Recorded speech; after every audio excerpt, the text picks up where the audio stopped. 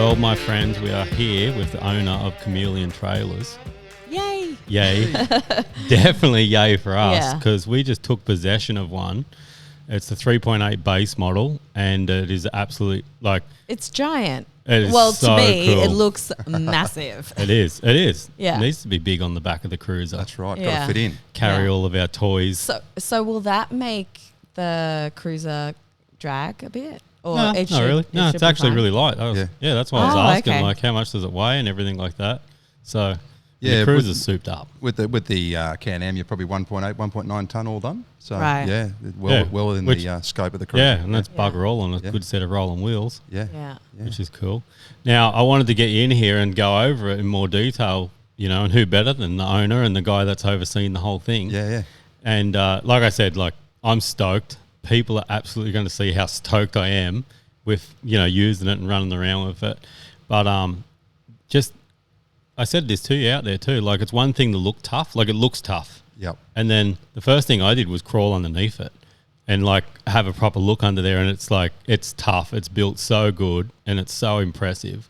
And I'd like to know, for one, like, what made you get into this? Because you've got other businesses, right? So, and you've made a jump. It was really just, I was setting up a touring setup for my family. Got a 10-year-old and a 13-year-old here in Australia, and when we see a lot of country, I grew up travelling around Australia with the family, and we're looking around, and I ended up setting up a ute canopy and set up, and wanted a bit more flexibility in the way we did that, I suppose, and it could have evolved from there, and we've now got the ute trays and the trailer platform, and we've sort of come up with this sort of modular system that allows people to put things on and off both platform and expand over time. And it really sort of started as a bit of a thought process on the back of a custom canopy build, and sort of 3.5 years later, here we are. So Yeah, Nice. well, that's absolutely ideal, because there's no one trailer for everything we do, but when you can simply bolt the additional piece on that you need, whether it's a camping outfit, whether it's the tie downs for motorbikes or a side by side, or like, so you can just constantly keep changing. You've still got the same base, and you've still got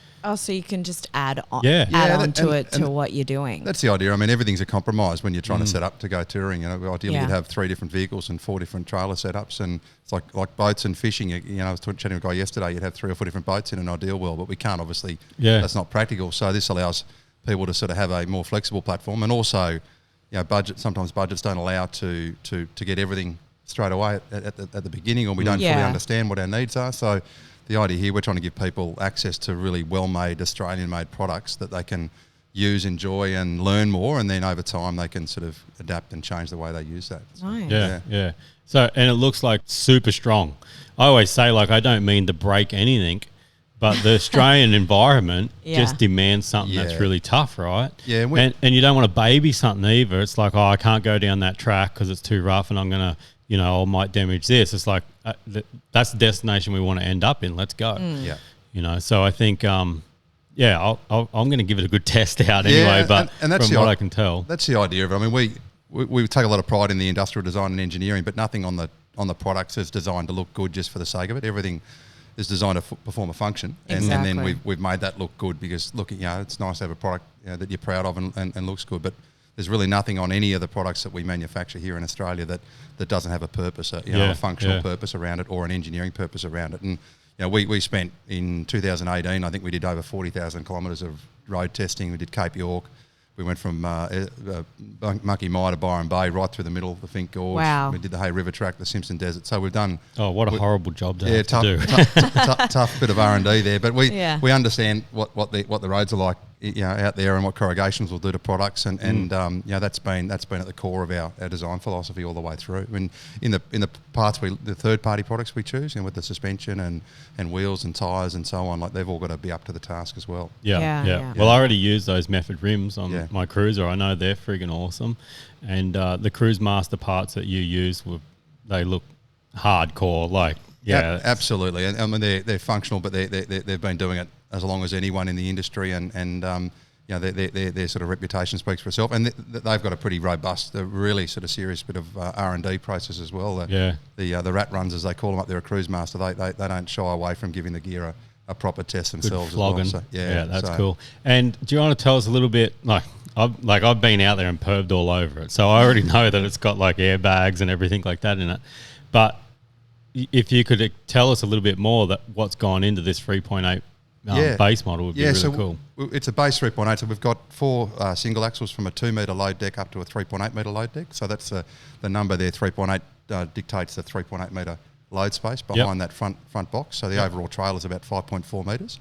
And then we've got 3 or 4 tandems now, sort of from a 4.5 metre up to a 5.9 metre, the really big one there. So, but all our products, both the ute trays and the trailer bases, have got our fairly unique 350mm square anchor grid, which we were having a look at there, Adam, where you've got a structural M12 point sort of all the way around. So all our canopies, our flexor parts, our locker parts all sort of bolt down and can move around on the base, and between the bases on that anchor grid. So, but it's all manufactured in Albury down in southern New South Wales, all sourced locally as much as we can here in Australia, and we have our own fabricators, we have our own auto electricians and mechanics, we do it all in-house. So that's awesome. Got to be proud of that. Yeah, it's good. It's great. So, that's How very cool. did you manage to turn around that trailer in such a short amount of time? Yeah, because the time frame was pretty quick. It's one of the things we've been working on for the last sort of 3 years is about getting our manufacturing systems.